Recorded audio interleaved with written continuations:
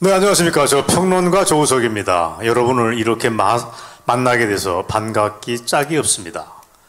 제가 강연을 시작하기 전에 미리 양해를 하나 구해야겠습니다. 저는 지금 이 시각, 바로 이 시각, 공직선거법 위반 혐의로 서울 서부지원재판정에 서 있습니다. 참 공교롭습니다. 대한민국에서 애국 활동하는 게 무슨 죄라서 이렇게 여기저기 끌려다니는 일이 왕왕 있습니다.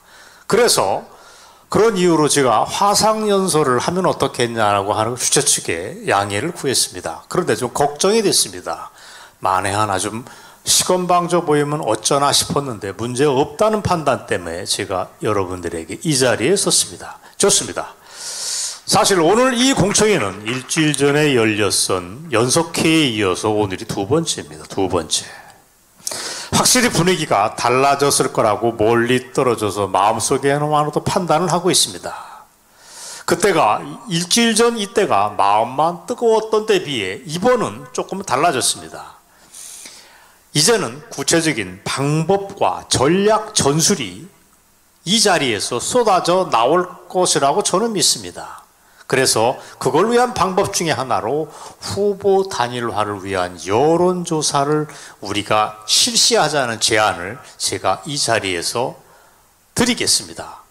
저는 이 바로 후보 단일화를 위한 여론조사를 실시하는 것이 바로 광화문 운동 세력의 마음을 하나로 모으고 동시에 윤석열, 안철수 둘에게 압박을 가하는 묘수가 될 것이라고 믿습니다. 보다 구체적으로 더 있습니다. 저는 지금 이런 문항을 딱 여론조사 문항에 집어넣자는 제안을 드리겠습니다. 이런 겁니다. 자유우파를 대표할 대통령 후보로 누가 더 적합할까? 반복합니다.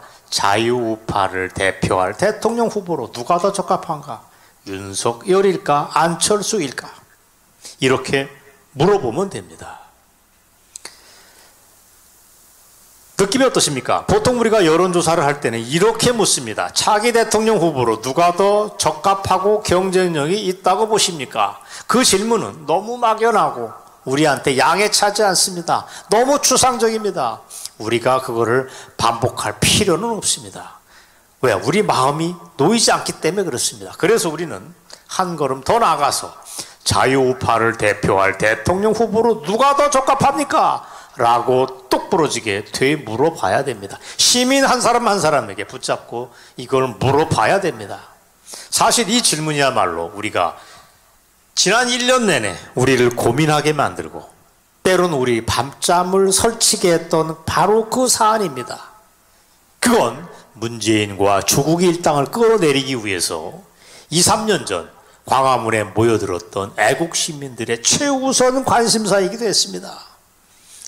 당시 뜨거운 태양 아래 파라솔 밑에서 서명을 했던 국민들의 숫자가 얼마인 줄 아십니까? 무려 2천만 명에 가깝습니다. 정확하게 1,800만 명이었습니다. 영상 몇 장을 보시겠지만 그야말로 뜨거웠습니다. 그때 그 자리에 모였던 사람들, 그리고 이 워커이 호텔 비스타홀에 모였던 우리들의 마음이 하나입니다. 자유우파를 대표할 대통령 후보로 누가 더 적합할까?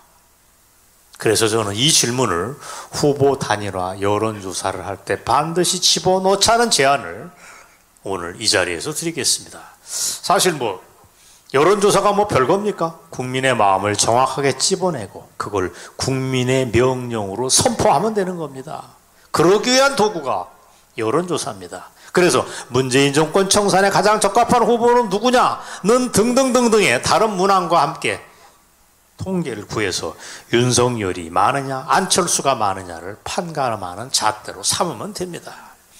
자, 여러분, 자유우파를 대표할 대통령 후보로 누가 더 적합한가는 그러나 생각만큼 그렇게 간단하지는 않습니다.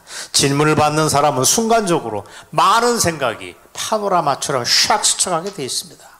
예를 들면 이런 겁니다. 안철수? 그 사람은 아직도 좀 덜 떨어진 어린 왕자의 모습을 하고 있어. 괜찮을까? 요즘 세상에 간첩이 어딨어라고 묻는 어리석은 대목이 분명히 있어.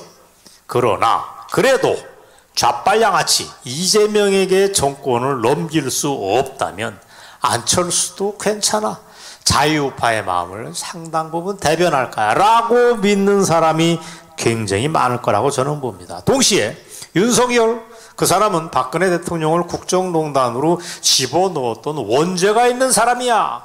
그럼에도 불구하고 주사파 좌빨은 아닌 게 분명하다. 혹시 역설적으로 자유우파를 대표해서 이 나라 대한민국을 바로잡아줄 수 있는 대통령 임무를 제대로 할 수 있을 수도 있다, 이런 판단을 하실 수도 있습니다. 이런 생각을 거쳐서 둘 중에 누가 자유우파 후보로 좋을까라고 응답을 하게 될 거라고 믿습니다. 사실 이걸 기대하고서 우리는 여론조사를 위한 이 문항을 반드시 집어넣자는 제안을 이 자리에서 하는 것입니다. 사실 이런 말을 하는 저는 사실 가슴이 한켠에 좀 아픕니다. 여러분도 아마 그런 마음이 있으실 겁니다. 무슨 뜻이냐? 윤석열, 안철수 말만 하고 우리가 별도로 자유우파를 대표할 이분이 우리에게는 있습니다. 이분이야말로 자유우파 우리가 준비해온 지도자입니다라고 당당히 외칠 후보가 이 자리에 있었으면 저는 정말 덩실덩실 춤이라도 추고 싶습니다. 하지만 우리 현실은 그렇지 못합니다. 물론 우리에게는 사람이 많이 있습니다. 국민혁명당 후보인 고영일 후보가 계십니다. 훌륭합니다. 뒤에서 사회 보느라고 고생하시는 손상대 교수, 뭐가 문제입니까? 고성국TV의 고성국 박사, 모자란 게 없습니다. 단지 대중성이 없을 뿐입니다.